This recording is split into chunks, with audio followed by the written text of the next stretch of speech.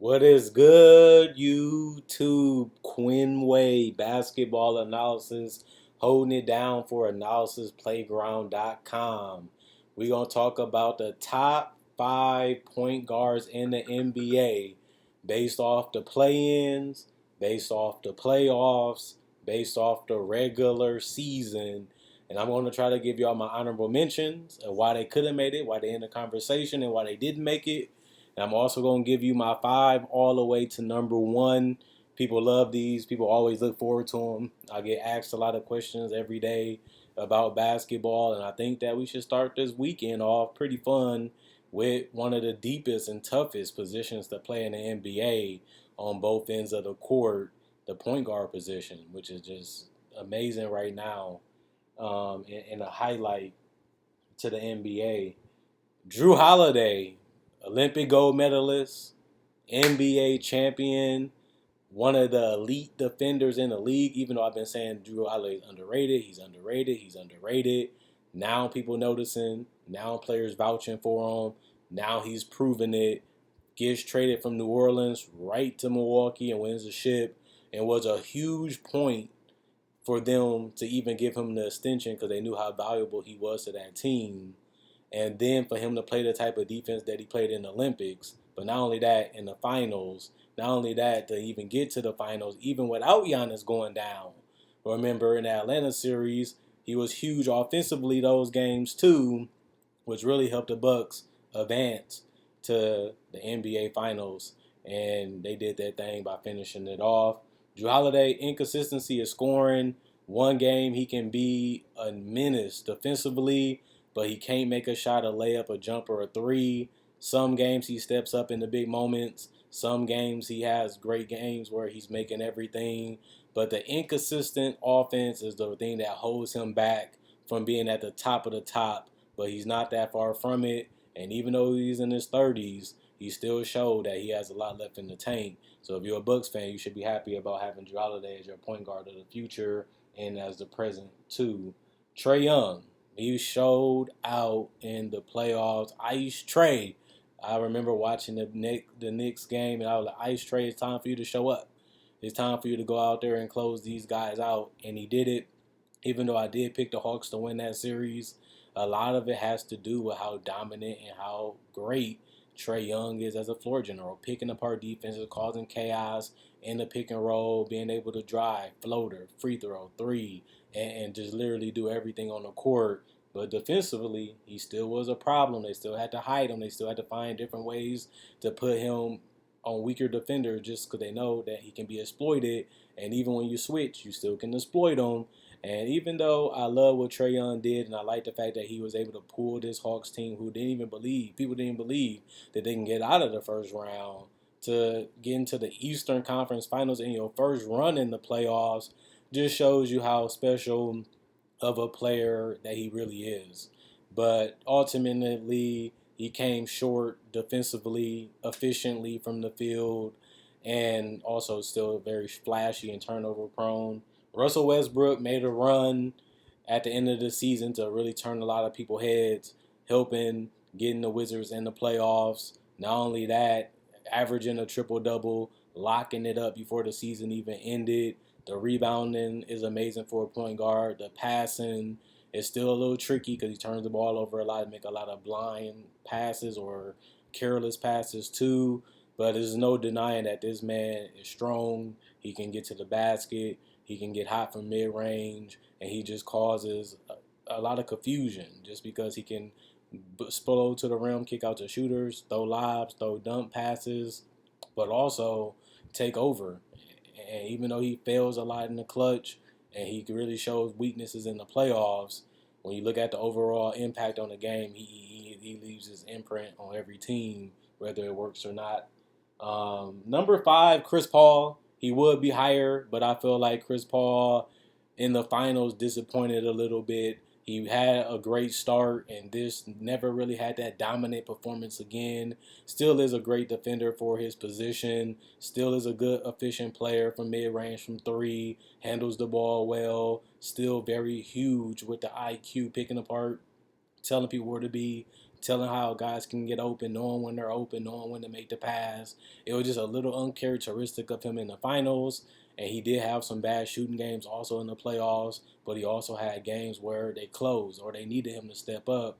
And he was able to do it for the most part, even in the game one of the finals. And he also had a solid game two and was the finals MVP, within the first 3 to 4 games. And that's something that's crazy for a guy that's only 6 feet. But it shows you how great and how important he was to the Suns. But every single team that he has been on, he has been a huge part of their success. And he's one of the greatest players ever. And he's still one of the best players in this league, even at his position.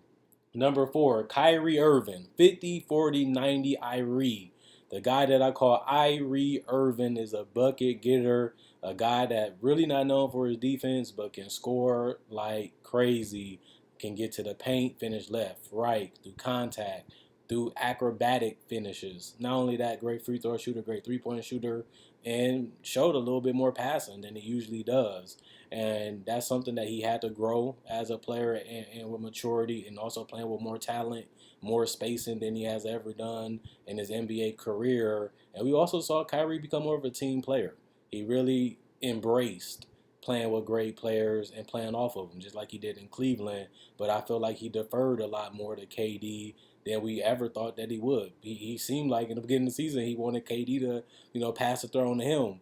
And as the season went on, it was clear that KD was back and playing at an elite top 5, top 2, top 3, number 1 level, or whatever you want to call it, depending on the person. And Kyrie was able, to have an All NBA season again, an All Star season again, and was pretty good in the playoffs until he went down, which is the biggest problem with Kyrie is his health. He missed a lot of games just by disappearing, missed a lot of games just because he didn't want to play, it seemed like, missed games because of injuries, and missed another playoffs like he did last year. He missed the playoffs this year, and that's going to be crucial if they want to bring a championship to Brooklyn. Now we just going to have to see, will they get it done. Damian Lillard, the guy that has been a mystery.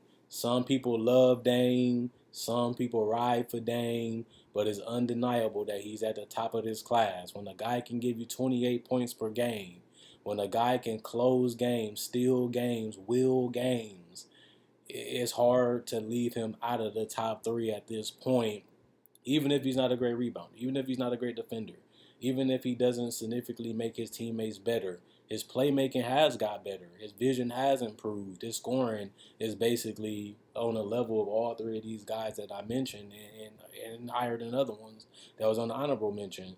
Dame is amazing. He is amazing, and that's why the Portland Trailblazers, no matter what they go through, been in the playoffs, because Dame knows the game. He knows how to dominate it. He knows how to toy with it, and he knows how to get his way. His biggest struggle is the playoffs. Man out of the first round 6 of the last 8 seasons, made a second round appearance, got out of the first round, but had a disappointing playoffs where people believed that they was better than the Denver Nuggets, but ultimately got beat by the Denver Nuggets and lost in the first round again. And that's the monkey he's going to have to get off his back if he wants to continue to be mentioned among the elite, especially when he's done and hangs them up. Number 2 is Luka Donta, who a lot of people thought would be number 1 because he's been amazing. Absolutely fantastic. Got to the Mavericks to the playoffs the last 2 years. Lost to the Kawhi Leonard and the Clippers, but had one of the greatest playoff series we ever seen. With his ability to score, has really become on another level. And if he can play like that the entire regular season, like he played against the Clippers, Luka Doncic can take an MVP, which I predicted that he would this year, but he didn't take the leap that I thought he would offensively, but he did it in when it mattered most, which is the playoffs. Sadly for him, he got put out in the first round to the same team again. But the thing about him is he's going to come back. He hates losing, he hates failing, and he loves the game of basketball, those things that we all know about him, and he won't stop until he can get that ship. The problem is he's in the West, and a lot of these guys I mentioned is in the West, and they competing for that ship too. And he's gonna have to kill some people, take some people's hearts, but also dominate the game like he did in the playoffs. Get a little bit more talent around him, and be with him.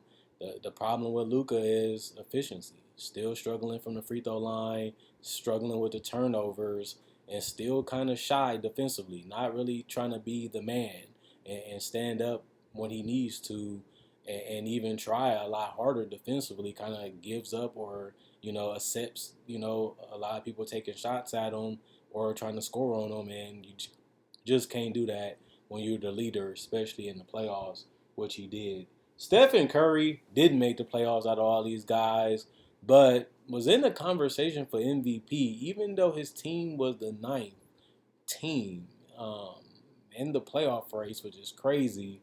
He had the worst team out of all these players, to be honest, besides Russell Westbrook, and he was absolutely fantastic. Luka Donta was amazing, but Steph Curry was on another level. He was not the best point guard. Steph Curry was the best guard in the entire NBA, and he flat out embarrassed every single team that thought that they can guard him and contain him. He had some bad shooting games, especially in the beginning of the season. But after that, we were just watching the Warrior just to see what Steph was going to do next, what he was going to shoot, what he was going to do, and how they was going to win. Steph Curry is a Warrior. Not because he's part of the team, but because he could have gave up. He could have quit on his team. But instead, he gave everything he could, and this team was actually above 500, given injuries to key players and the fact that we don't even know who the second or third best player was. And some people say Wiggins, but people don't even look at Wiggins as an all-star caliber player, which all these other teams and all these other players had, and he didn't. And even if you look at Draymond Green, he's an elite defender, but he's not a great offensive player. And he proved that in the play-in game, but also throughout the regular season, that I'm just going to stick to what I do, and I'm going to let Steph do what he does. But Steph raised his game. His teammates tried to bring it, but ultimately fell short. But this is an individual ranking. And individually, Steph is still the best point guard in the NBA. And just when we thought Luka and Dame was coming for his spot, Steph put his game on an astronomical level. Could have even won MVP. And even LeBron James said he was the best player in the league and the MVP.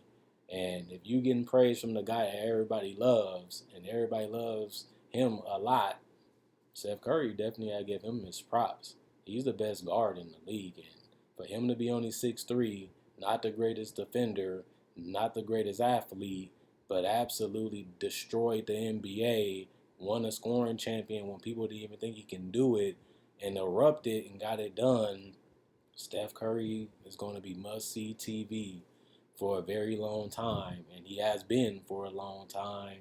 And even if you think the Warriors are going to be a little damaged again because we don't know what Klay is going to be and when he's going to come back, we know what Steph can do.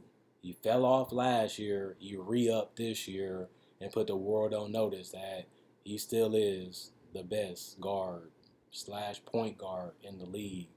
And I predicted that last year, and I'm feeling it for sure this year. And I got to give him his props. He's a brother. I know him. I love him. And he can play basketball. He can put on a show. And I can't wait to watch him again. Let me know who I got right, who I got wrong, who I missed, who I slept on. And honestly, tell me your top 5 list in the comment section below. And let me know how y'all feel about mine. I watch a lot of basketball all day throughout the day, and if I ain't watching, I'm listening to it. But, I don't think there's no argument that Steph the best point guard in the league. And if you didn't know, he showed you this year why I had him last year as the best point guard. And this year, he's the best guard in the entire league. So he's holding 2 positions at this point. But I'll be back tomorrow with the shooting guard. Quinn Wade, basketball analysis, signing out.